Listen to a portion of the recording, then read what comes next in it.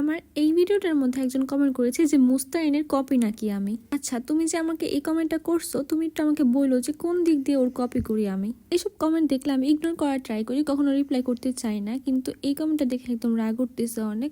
তাই কমেন্টটা দেখা মাত্রই সাথে সাথে রিপ্লাই ভিডিও করতে চলে আসলাম। কোনো কিছু কমেন্ট করার আগে অবশ্যই দেখে শুনে কমেন্ট করবা, কারণ মুস্তারিনের সাথে আমার কোনো ড্রেস আপের কোনো মিল নেই। আর আমি মুস্তারিনে কেন কপি করতে যাবো, আমি এটাই বুঝি না। তো কারো কমেন্ট বক্সে গিয়ে বারবার এইসব কমেন্ট করো না যে ওর কপি হেয়ার কপি হ্যান তেন এটা সেটা। যাই হোক, বাদ দিয়ে ভিডিওতে ফিরে আসি। আজকে আমি একটু নরসিংদী আসছিলাম, ঘোরাঘুরি করতেছি। এখন বাসায় চলে যেতে হবে, বাসায় মানে গাজীপুর চলে যেতে হবে।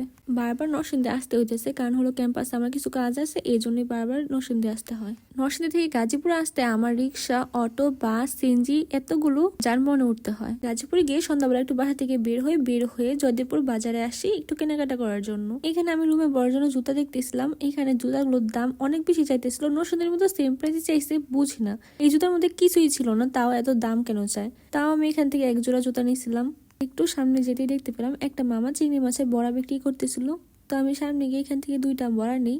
আমি তেমন একটা চিংড়ি মাছ খাই না, কিন্তু এগুলো দেখে কেন যেন ভালো লাগছিল, তাই এখান থেকে 2টা নিয়েছি। প্রথমে চিংড়ি মাছের বড়াগুলো খাওয়ার পর এগুলো আমার কাছে খুবই ভালো লাগছে, তাই এখান থেকে আমি আরো 4টা চিংড়ি মাছের বড়া নিই, আরো সাথে নিয়েছিলাম ডিম চপ 2টা। ভাবছিলাম বাসায় গিয়ে খাবো, কিন্তু এত পরিমাণ ভালো লেগে গিয়েছিল, তো আমি রিক্সার মধ্যে খুলেই খাওয়া শুরু করছিলাম।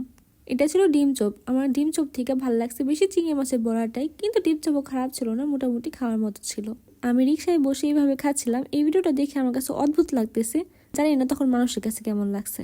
যাই হোক গাইজ, আমি এখন খেতে খেতে বাসায় যাই, কি আর করার। তোমরা আমার চ্যানেলটা বেশি করে সাবস্ক্রাইব করে রাখো আর ভিডিওটি শেয়ার করে দাও। Bye bye.